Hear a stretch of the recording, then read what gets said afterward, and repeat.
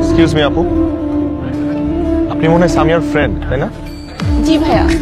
আপু, সামিয়ার কি কিছু হয়েছে নাকি? ও কি অসুস্থ? কদিন যাবত ক্যাম্পাসে আসছে? ও তো বিয়ে হয়ে গেছে, সেজন্য ক্যাম্পাসে আসে না। আপনি জানেন না?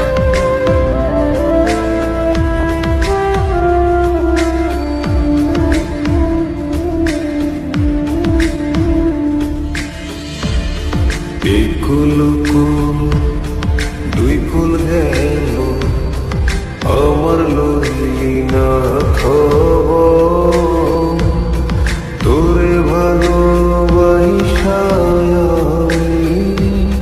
হইয়াছি নিথর। একুল দুই কুল গেল আমার লইলি না খবর, তোরে ভালোবাসা হইয়াছি নিথর। ও বন্দে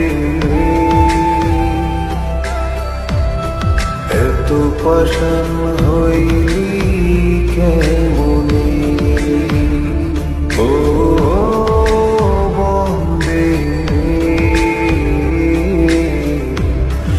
এত পাষাণ হইলি কেমনে। বিদায় নেওয়া তো হলো না।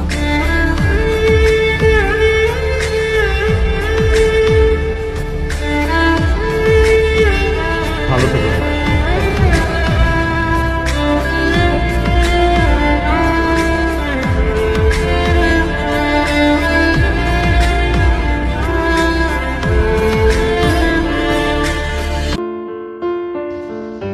একটা কথা কি জানেন, সময়, স্রোত ও প্রিয় মানুষকে আপন করে নেওয়া কখনো কারো জন্য অপেক্ষা করে না।